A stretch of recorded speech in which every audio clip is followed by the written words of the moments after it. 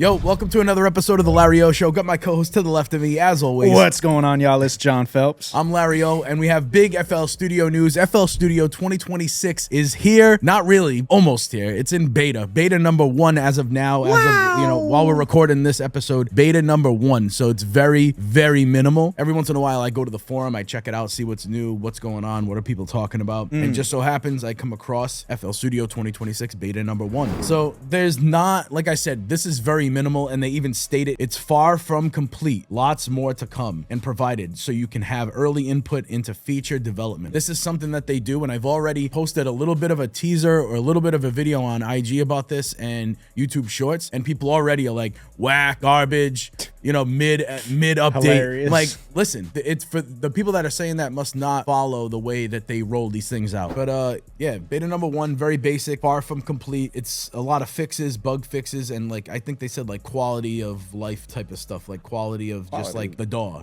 quality of workflow kind of things for right now. Anyways, there's no major plugins yet. There's nothing like that, but there's a couple of things that I noticed that I really liked, and there's one right here with audio clip gain controls. So when you're looking at an audio clip in here, I got beta open right now. I'll bring in like any audio clip. It doesn't even matter what it is, right? So it's just, you got this knob right here for the clip gain. Love it. That's been there for a bit now. I think maybe FL 2024 or something. But did you know that you could right click that little button? Have you ever done that? Nah. You could right click it. They had reset gain here, and I believe copy. Maybe type was there. Okay. But now you can normalize it from right here. So you can hit normalize. And right now I did read inside of the forum as well that it doesn't change the visual yet, but it will change it. Somebody already tested it and said, hey, there's a bug, and somebody already responded. I could go through and find it, but boring. But like somebody already responded and said that this will be fixed. So when you do hit normalize, it's just like this. If you hit normalize on this, it'll change the wave. It'll go up to 0 without clipping, basically. It'll change now when you click on it in here. So that's one thing. It took them too long to get that gain toggle thing. The clip gain? Yeah, that's the best shit ever, we got dude. These two things in one. So yeah, if the you're crossfade is so sick, too. If you're stuck on an old version FL Studio, please update, because I don't know what the hell is going on. I heard somebody... No bullshit, because I was on like the old version of FL, and then I recently just updated it, and then I put some of my sessions in, and I was comping my sessions, and I was like, this just improved my flow times. Like way quicker. Yeah, it's ridiculous. Yeah, crazy. I mean, it did, because, and it makes sense, and then people are like, oh, Ableton Ben had that, Pro Tools Ben had... Okay, I get it. This is something that I also wanted for a really It's true, but time. FL got it now, and FL got all the other shit We too. got it now, and we got everything else. FL Studios wasn't for a long time an audio-driven DAW. It is now. For instance, I'm sure a lot of people watching right now just are on an older version. Update, upgrade, free upgrades, get it, because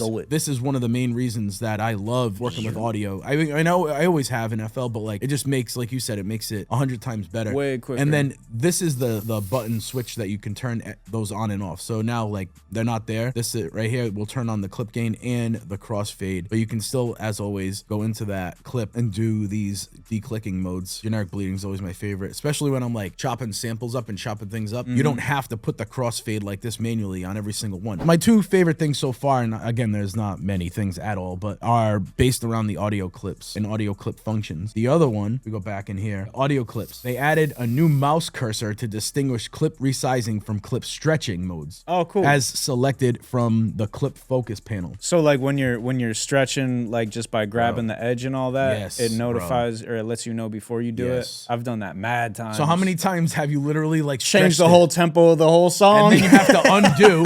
It's not a big deal, but you have to undo, and you have to sometimes wait for it to undo. Yeah, it'll take like 13 seconds real quick. Yeah, because that algorithm is like a pretty hefty algorithm where it stretches and time stretches everything. So you literally, depending on how long the sample is, you gotta wait. Like, damn, undo. Damn, I gotta wait, yo. But now you don't have to do that. If you turn stretch mode on and you hover over the end of a clip, you now get this little icon. Oh shoot! Look at that little guy. It's not even like a reused icon from somewhere else. It's something brand new that you've never seen before. So there's no confusing that this is stretch mode. Stretch. Stretch mode. So when you go over here and like, oh, I'm just gonna trim this. Nope. Don't trim it. Turn stretch mode off. Yeah. Now trim it. Now you can trim it. Is there a quick prompt to turn that mode on and off yet? It is just the letter M or Shift and M to turn stretch on. Yeah, so Shift M, you can see it highlighting. And then I think all the the other ones, bro, like are really small ones. They added a pan in audio clip properties, and I don't even know like where. Audio clip properties, panning, where'd they add that at? I don't know where they added the pan. It's nothing crazy, but there's some channel rack stuff going on. Replace option in to loop choose starter. from favorite. Added a pop-up menu arrow button next to the loop starter dice controls for better menu visibility. Channel button added a replace option to choose from the favorites list, and that's good. Channel rack menu, so you can sort by type, sorts channels by their type, sample channels, instrument generators, automation. Oh, that's cool. Mixer. Clicking an unused mixer effects slot now shows only the plugin selection menu. What did it show before? What did it show before?